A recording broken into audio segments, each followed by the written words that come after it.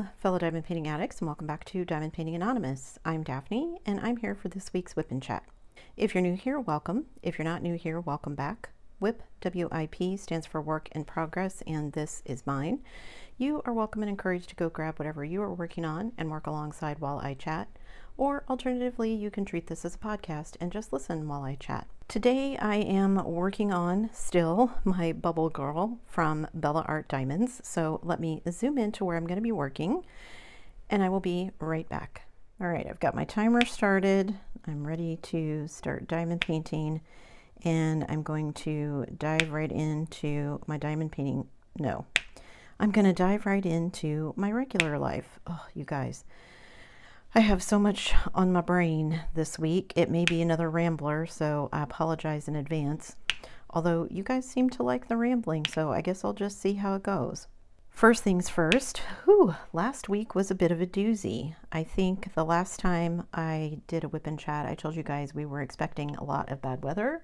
And boy, did we get some. We got over 3 feet of snow from a couple of different storm dumps. But those banks of snow that everyone kept telling me were going to pile up, and I was like, yeah, they're there now.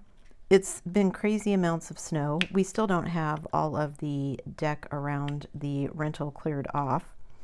So the walkway from the deck to the beach, we've not been able to use because the snow was piled to the top of the railing.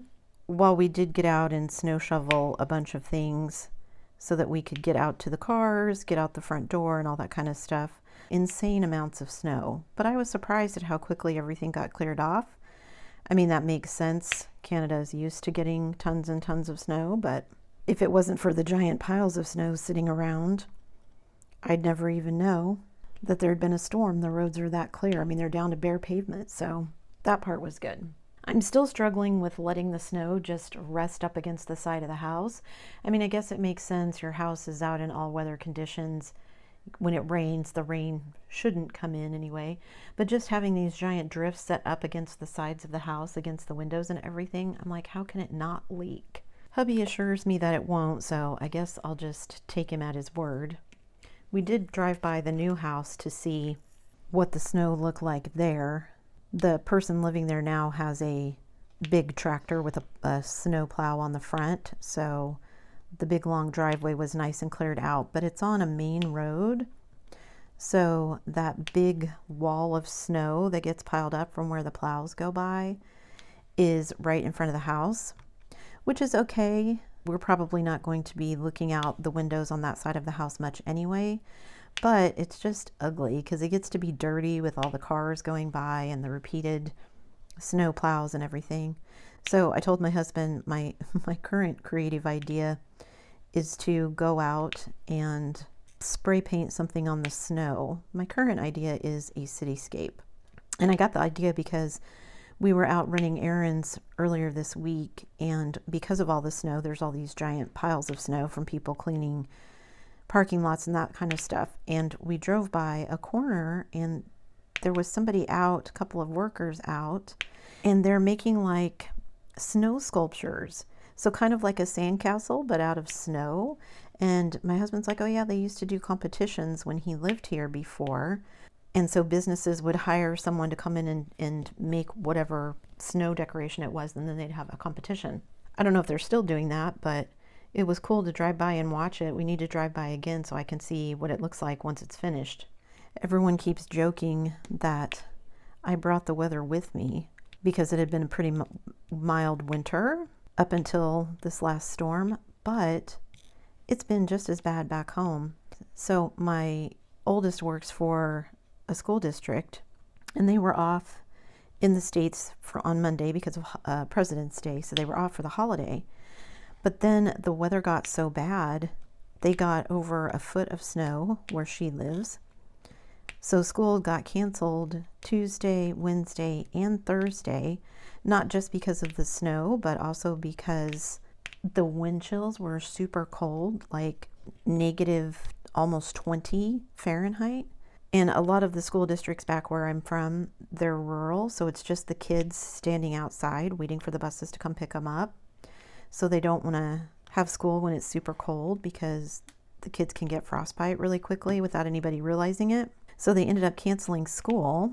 And I didn't realize, I was checking with my daughter, because sometimes she has to use her PTO when they don't have school in order to still get paid.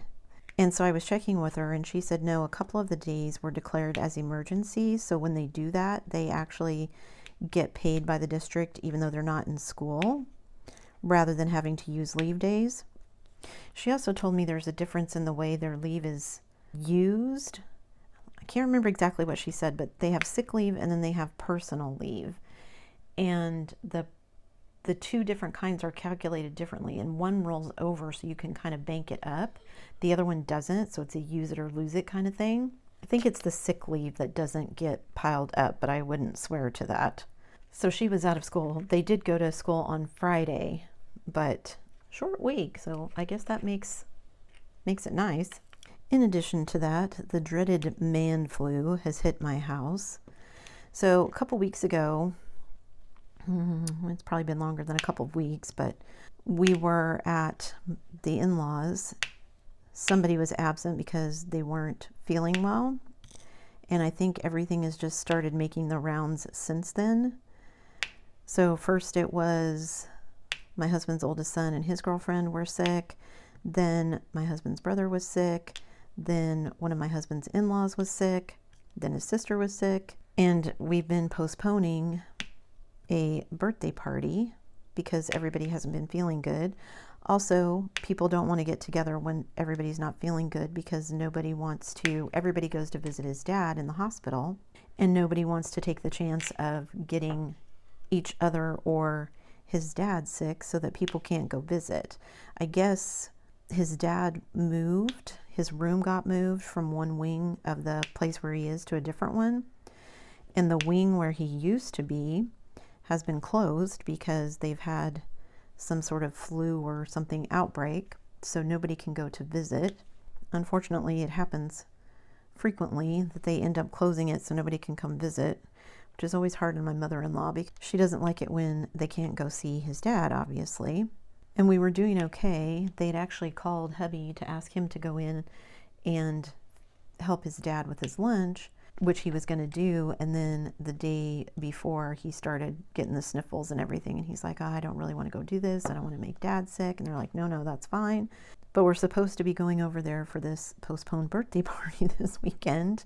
And now hubby is sick. Not just a little sniffles, like he's got a full-on cold, aches, pains, runny nose, cough, just all the things.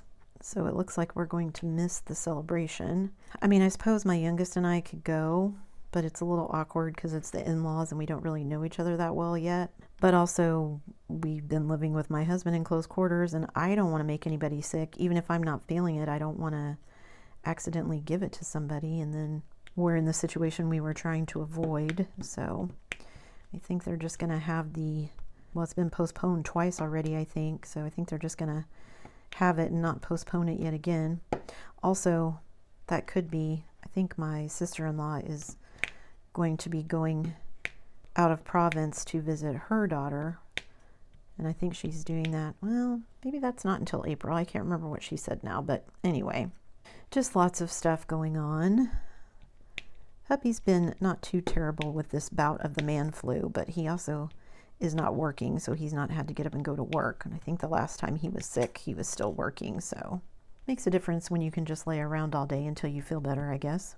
I think that's one of the things I've been struggling with since he, quote unquote, retired. Hubby is perfectly fine for now to just sit around doing nothing, watching TV all day, playing on his iPad, that sort of thing. I can't do that. It makes me crazy. I've got to have things to do to keep my brain occupied. Otherwise, I just end up overthinking everything, and that's not good for any of us, because when mama ain't happy, ain't nobody happy, right?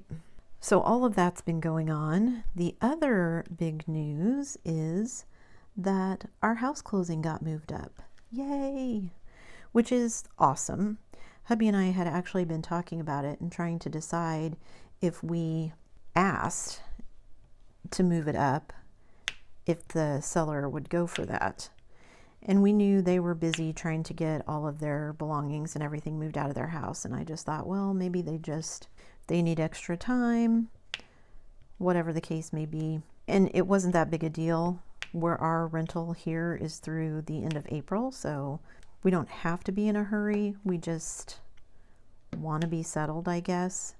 Now that we had decided on what we were going to do, we were just like, okay, let's just get it done, right? So we got a phone call out of the blue the other day from the realtor asking if we would be willing to move it up. The seller was actually asking. And I don't know why. Doesn't really matter. But we just said, sure, we'd love to do that. It doesn't really make a difference to anything here other than the rental, which I don't know if we can get out of or not, but we'll deal with that when we get to it. But I just think I would feel better, and so does hubby, if we were settled. So we got the notification that they wanted to change. We agreed, signed all the paperwork, and then we were like, okay, what's next? Well, I think I mentioned here in a previous WIP and chat that here they don't use title companies like they do in the States. And not every state uses a title company, I guess. Here they use lawyers. So we had to go to the attorney's office to sign a bunch of paperwork, and it's stuff that you would normally sign at closing. But the way they do it here, well, first we had to go to the insurance office and get insurance set up for the house so that we would have insurance on it as soon as we owned it.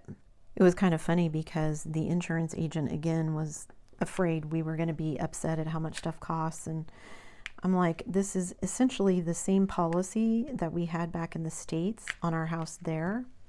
Like, it's for replacement cost.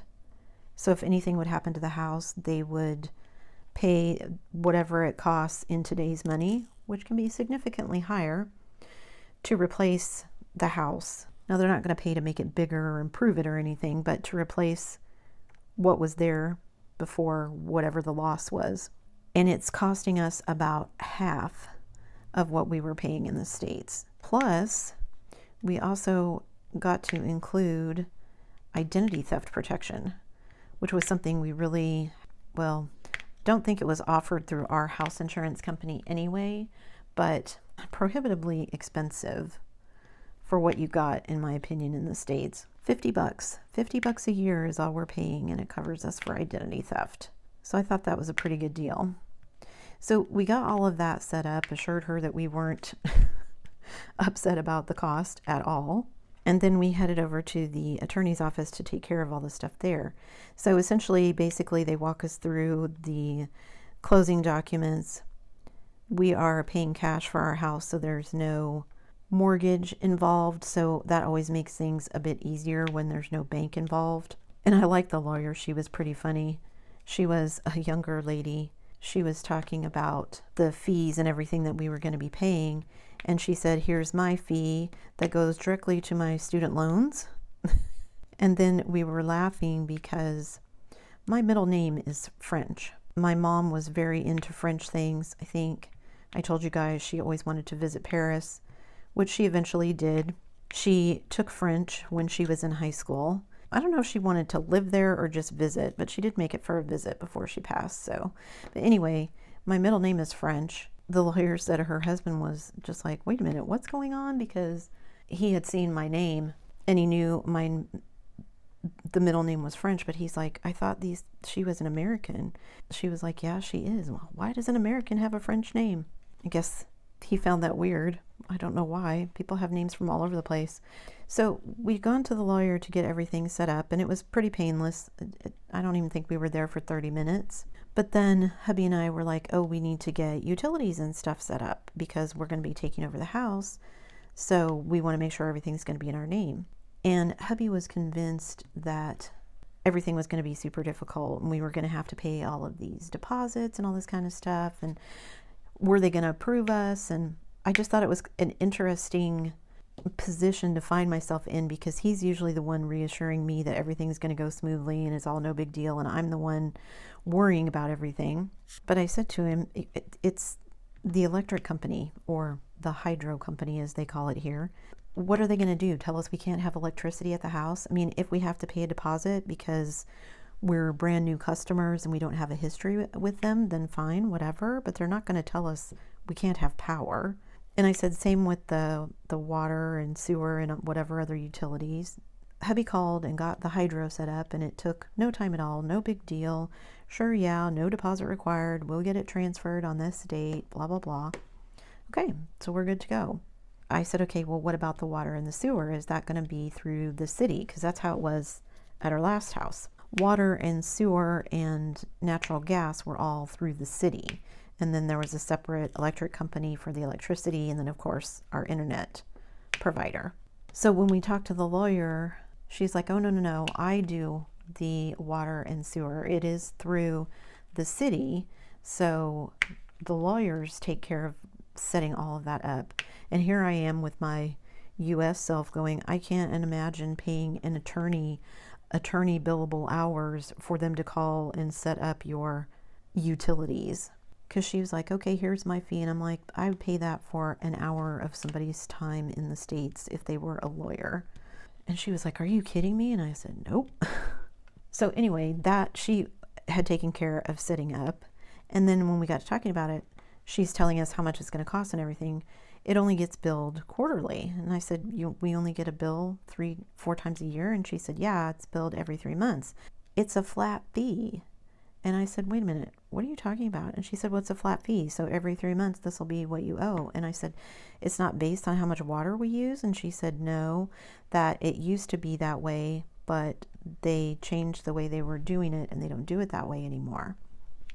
That is just a flat fee, which is nice, but just the thought of not having to pay per usage was kind of crazy.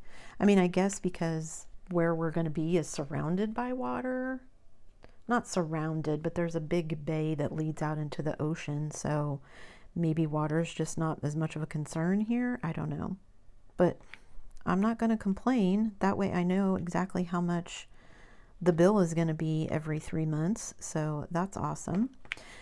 And so then I said, well, okay, so that takes care of electricity, water, sewer. What about trash and recycling?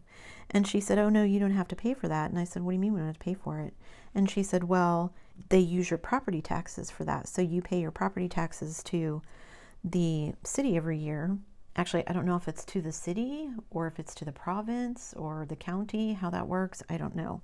But basically, the property tax gets paid to whoever, and then that money is used to pay for the recycling and trash service. So it's not something we have to worry about.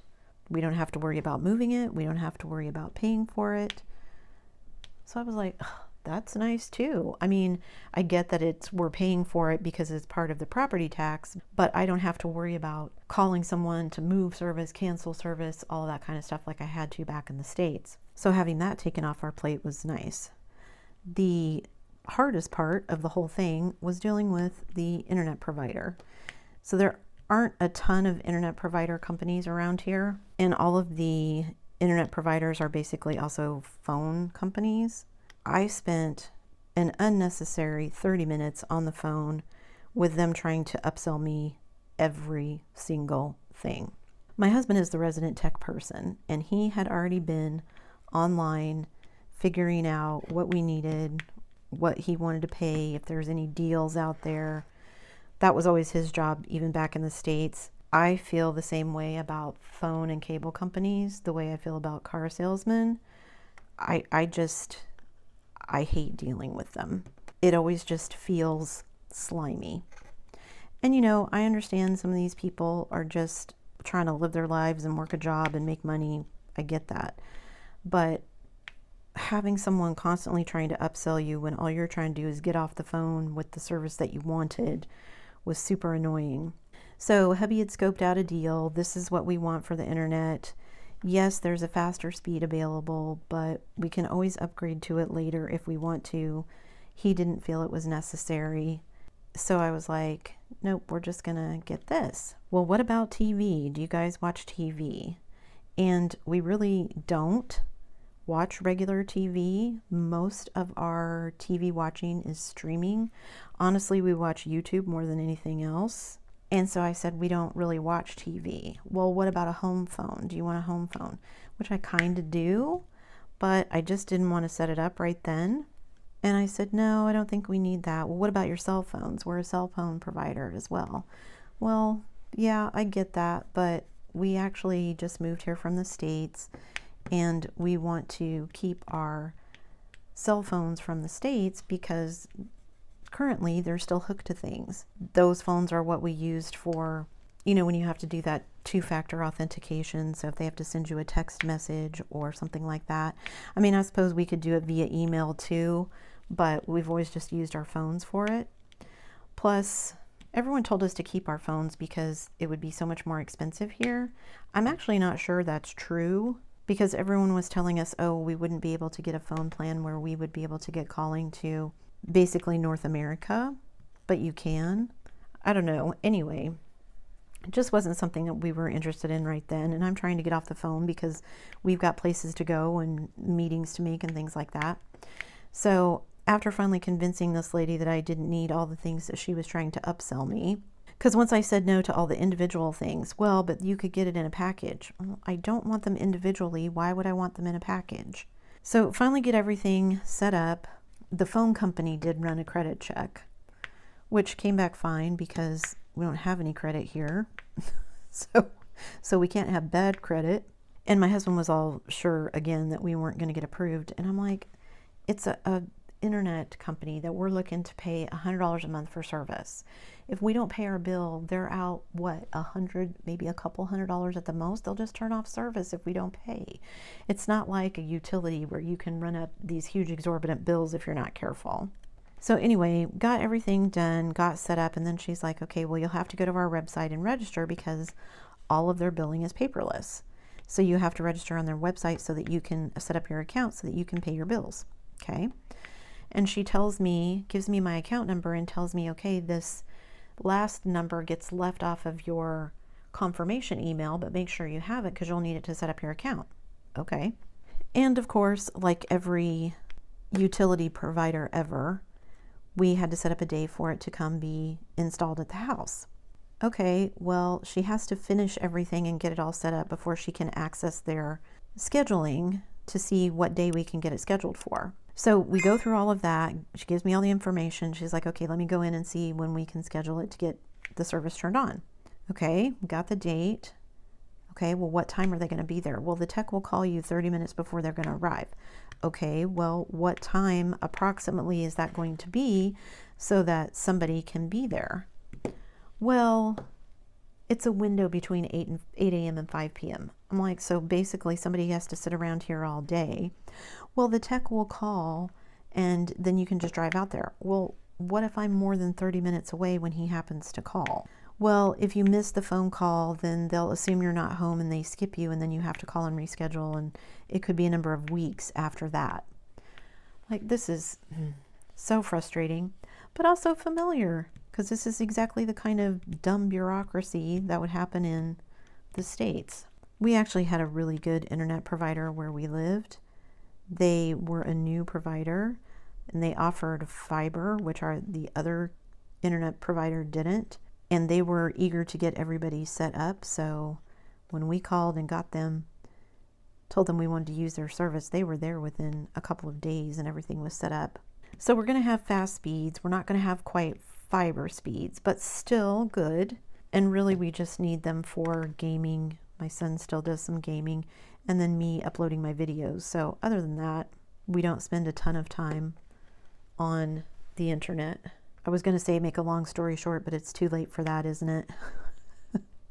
Finally got off the phone with this lady, and I'm like, okay, let me go to the website and get it set up. Now that we know we've got to be there all day that day to get it turned on, let me get my account set up so that everything's ready to go. So I go in and log in, and it won't let me log into my account. It tells me that my account number is wrong. I'm like, what do you mean my account number is wrong? And then I finally thought I was getting logged in. It let me see some account information. No, it wasn't that. It was the confirmation email that I got. It had some information on it, right, about our address and phone numbers and all that, because the tech needs to call us. Well, the phone number was in wrong. it showed the area code and the first 3 digits reversed. So what should have been the first 3 digits was showing as the area code, and the area code was showing as the first 3 digits. So I was like, man, now I got to call them back because this is wrong and I don't have a way to change it, and I can't get in to register my account because it keeps telling me this account number is wrong. So I called their customer service and explained the problem. Well, go in and do it instead of from the link in the email, go out and search their website and get to it that way. That didn't help either. What actually ended up happening was it was my browser. So I just switched over to a different browser and then it worked fine. I think because I have a lot of privacy stuff set up on my browser that I use all the time. So sometimes websites don't like it. Anyway, so I switched my browser and I'm explaining to her the phone number is wrong. No, that's what I show in my system. I show it's this number, and she gave me the correct number. And I'm like, but that's not what it shows in my email. Well, she doesn't know why the email is wrong, but she has the correct number in her system. So that'll be the number the tech uses. And I'm like, because if they call the wrong number and then try to say that we didn't answer or something, I'm going to be upset. She's no. And then she said, well, do you want a phone service from us? I'm like, oh my gosh, not this again. I said, no, right now I'm really more worried about correcting the phone number and getting myself logged in.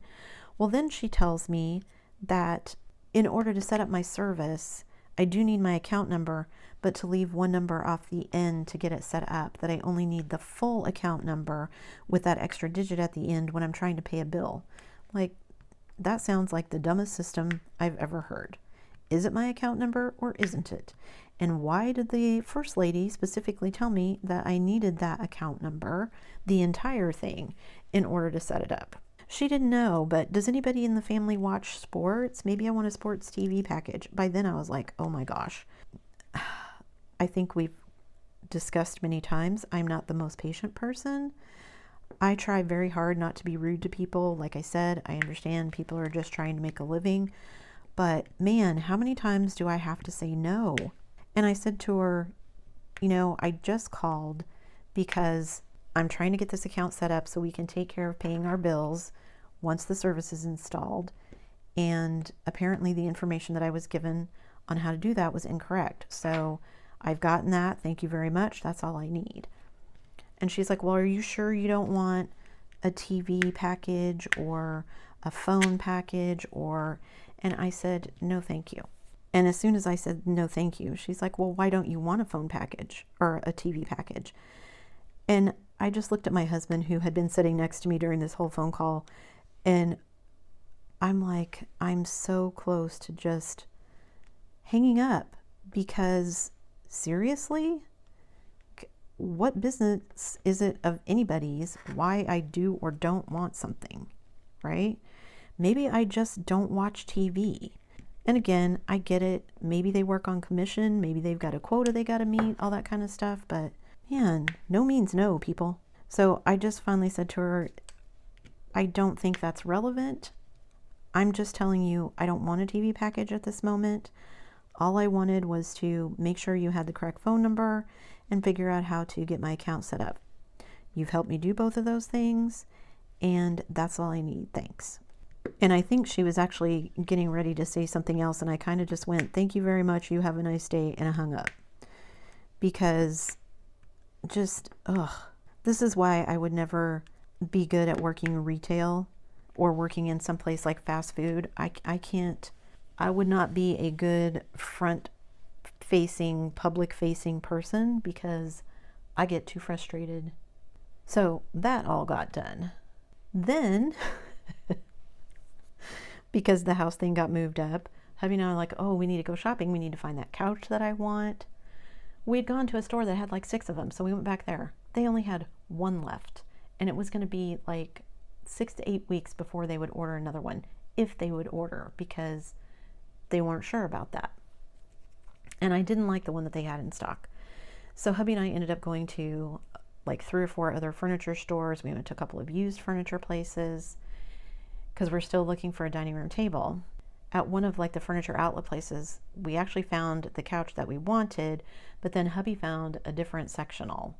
And it's like a U-shaped couch nice and big and plush, really comfortable.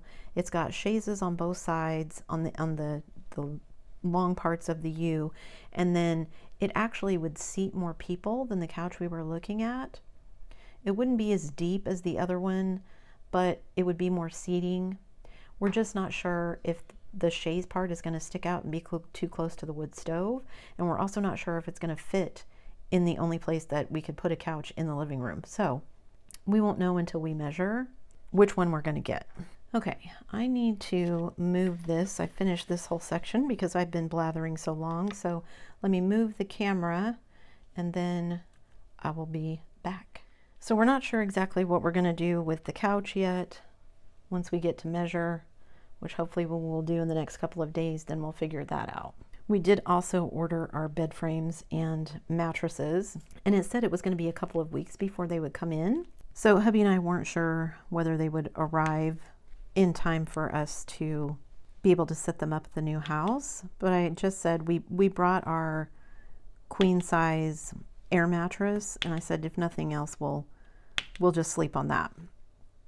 Because our current plan, we'll see how this works, our current plan is for hubby and I to, once the closing is finished, to stay at the new house and then leave our youngest here in the rental while we finish moving everything out of the rental and into the new house. Because we have things kind of everywhere. Some stuff is here and it's kind of shoved anywhere we could find room. Some stuff is still in the trailer. Some stuff is up at his mom's house. And then of course we're going to have new things that we're purchasing. But we ordered bed frames and mattresses because they're the mattresses that come rolled up in a box. So they're pretty easy to move. And that way we could just put them in our cars to transport them to the new house and then set up the bed frames and mattresses there and kind of let them expand and do their thing. And we would still be able to sleep here if we needed to. But we weren't sure how soon they were going to arrive. It said it was going to take like 3 weeks. It actually only took a week. We were out running all of our errands the other day, grocery shopping, the lawyer and all that stuff. And we came home and there were big boxes on the deck and we're like, oh, I guess that stuff arrived. Good to know that we have real beds ready to go. I told my husband it's going to be weird not sleeping in a bunk bed after, 4 months now here, sleeping in the bunk bed. It's a queen on the bottom, so it's not a big deal, but it just, yeah, it's not the same as having a regular bed, so that will be nice to go back to having a regular bed. Also, once we get the new bed set up, that will mean that we can transition between both places, so if we want to sleep one night at the new house and sleep one night at the rental, we can do that too. I have a feeling there's going to be some late nights ahead of us moving things and stuff like that. And I don't know if we're going to be able to end our rental early if we get everything moved and we're done and ready to move out before the end of the lease. We've talked about letting my youngest stay here so he can kind of be by himself, but I don't know how that's going to work. I mean, I want him to be with us, of course, but I'm sure he would appreciate having some more privacy than he's gotten here since he doesn't currently have a door on his bedroom. But his bedroom at the new house does have a door. Plus, it makes it a little difficult for us to go for our walks in the morning. I mean, I could have one of us drive, like he drives to the new house and we walk there, or I drive up here and we walk here. Not gonna lie, it's been nice being right here with the beach right next to it. I am gonna miss that, I think. But we've been here during the winter while nobody's here. There is an RV park directly across from us with like 15 trailers in it. Plus, we don't have neighbors on either side. There's houses, but nobody's in them because it's winter. And I told my husband, I don't think I would like it here in the summer because it'll just be too many people. Because right now, like when my son and I go out and walk on the beach, it's just us. Nobody else is out there. Occasionally, the neighbor's dog will come out and keep us company. He likes for us to throw a stick for him so he can run around. But other than that, it's usually just us. Everybody else seems to walk on the road, not on the beach. Plus, it might be nice to get used to walking where the new house is so we know where we want to walk, which way we want to go. There's a grocery store not too far from us. There's a Tim Hortons not too far from us. There's a gas station not too far from us. I think the library is close enough to walk. So it'd be nice to just kind of get to know the neighborhood a little bit. But we'll see. I don't know how that's going to work out either. And hubby and I are currently trying to figure out what we need to do first, once he's over his man flu anyway.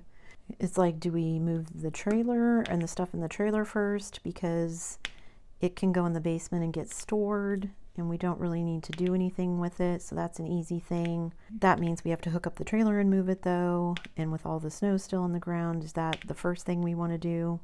I mean, it'll probably be melted by the time we get to that point anyway, but I definitely want to get things moved around just so I can hang my own photos and things. I've got boxes of books I want to put out on a bookshelf. I've got boxes of family photos and things that I would love to hang up. I've got boxes of diamond paintings that I would like to store. I would like to get my filming area set up so that I can have a place to do all of that. And I'm pretty sure I know where my filming studio and my diamond painting kind of workspace is going to be. So my crafting / office space that I used to have. However, it's not going to be in the living room because the living room isn't that big. So now we got to figure out how I'm going to do that. I could work on the dining room table, but that's not, like, I wouldn't be able to see the television from there.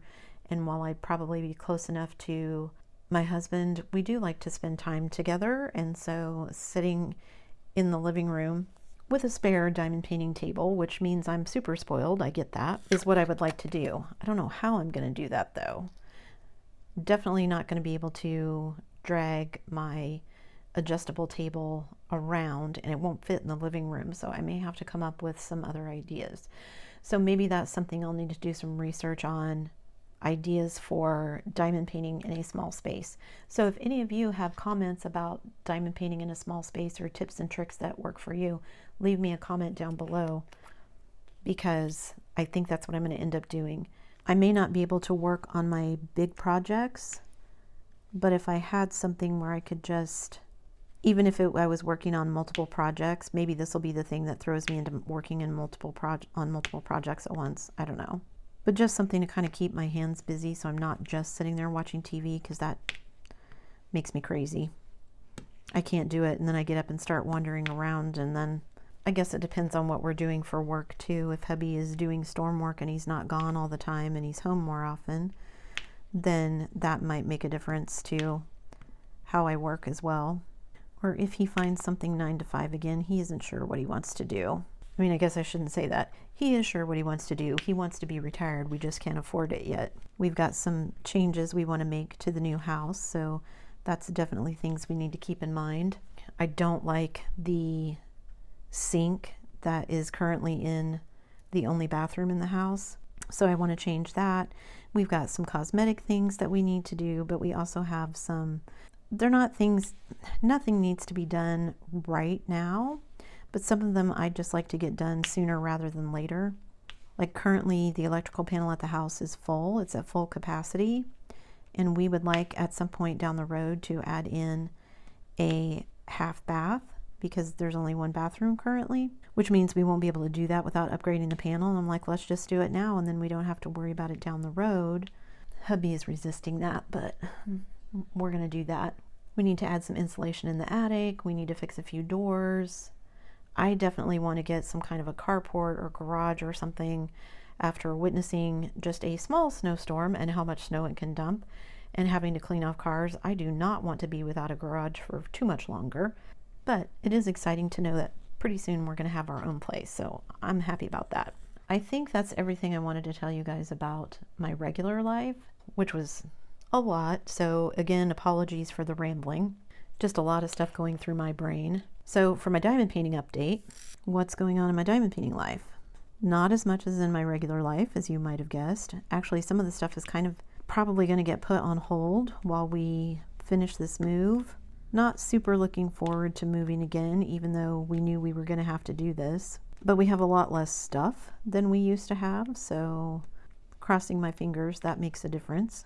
I am still plugging along on Bubble Girl, as you can see, although I really want to finish this one before the end of the month, because I want to count this finish and these diamond painting hours in February, so that when I do my goals check-in, I have more than the measly 8 hours I currently have.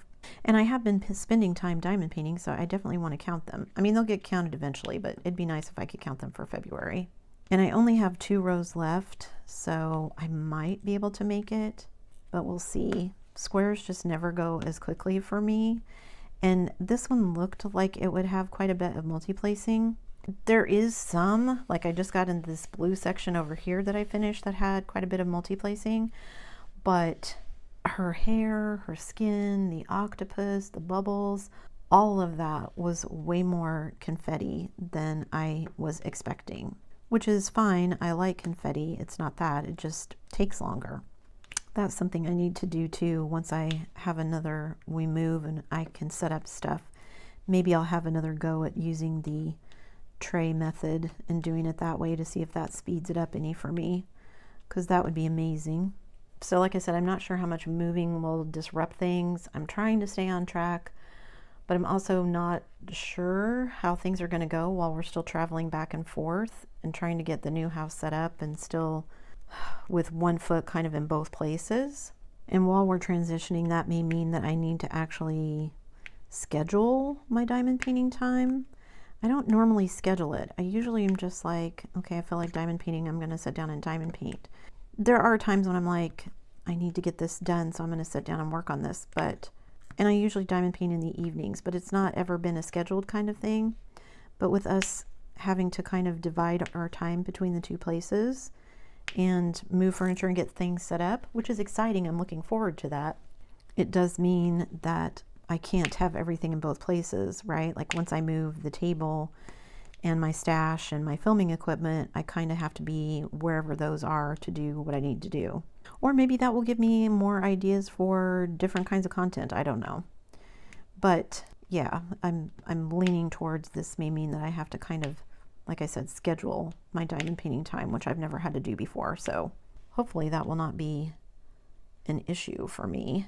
I did get an interesting email this week from Oraloa saying that they had been afraid they were going to have to raise prices because things are just ever more expensive. And shipping just always seems to continue to go up and up and up. And so they were afraid they were going to have to raise prices. But it said they started working on ways to lower it. And I guess they've gotten some pretty good deals from, I don't know if it's shipping companies or manufacturers or both, but they said they're actually going to be lowering prices. I haven't gone out and looked, and I'm still trying to find my feet here. All of my previous purchases have been in US dollars. So comparing things when they're in Canadian dollars is difficult because the Canadian dollar price is always more to start with.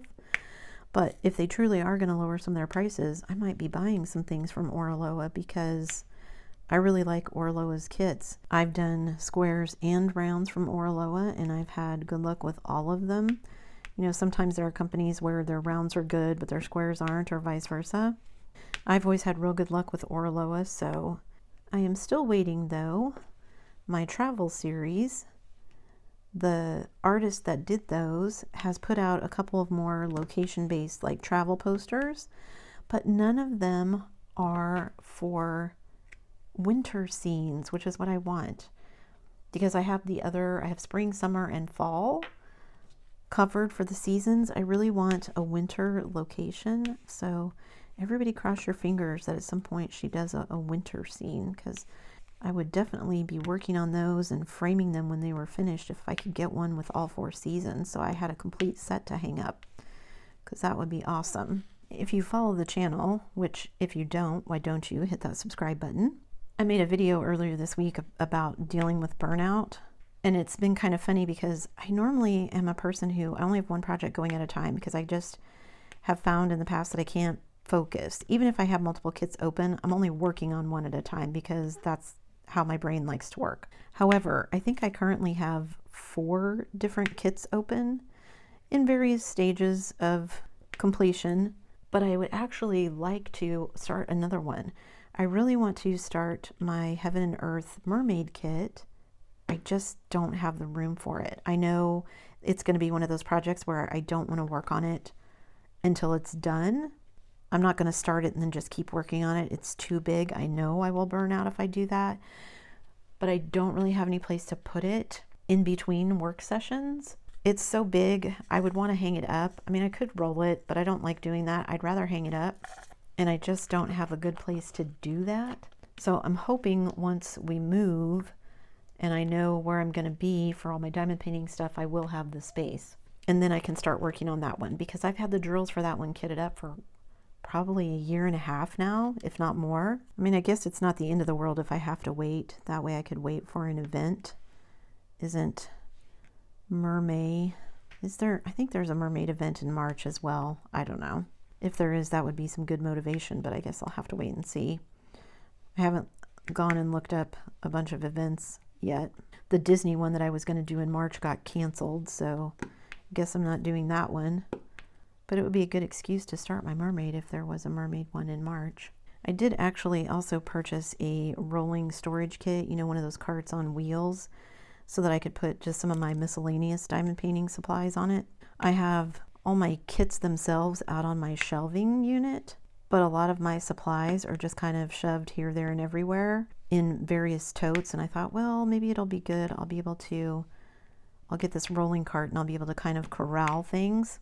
It didn't turn out that way. I haven't figured out the best way to utilize it yet, to store things in it. I thought I had enough little storage totes from the move that I could use inside the cart, if that makes sense, to kind of corral things, but the totes ended up taking more room than I wanted them to, so that means I didn't get as much in the cart as I wanted to. Maybe I just need to still pare down some things and get rid of some stuff that I'm not using on a regular basis. If it's just sitting in a tote, is there a reason for me to have it around? I pared down a bunch of stuff when we moved, but maybe it's time to pare down some more.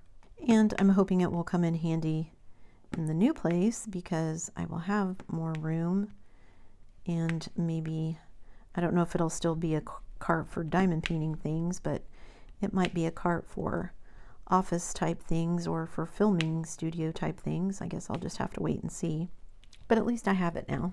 I am starting to get excited about the move, even with all of the work ahead of us with moving everything. It will be so nice to kind of have a dedicated space for my office and crafting again. I mean, it'll kind of be in a shared room, but it'll be enough apart from each other that it'll feel like a dedicated space. Maybe I'll just block it off with some big furniture or something so it'll feel like a room, even though it really isn't. I don't know. But I love organizing things, so having the ability to kind of set everything up the way that I want and not have to work around how somebody else has set things up will be so nice. I'm so looking forward to that. All right, I made some pretty good progress. I finished this whole blue section over here, and now I'm finish up the little blue here, and I'll be getting into her hair.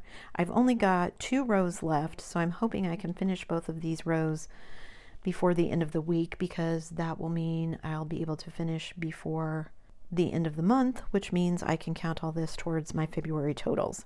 Fingers crossed that's what happens. Thanks so much for sticking around till the end of the video and all my rambling. Before you leave, guys, don't forget to do all the things. If you like this video, give it a thumbs up. Hit that subscribe button if you haven't already, and hit that bell notification icon so that you can be informed of future uploads. And as always, guys, thanks so much for watching.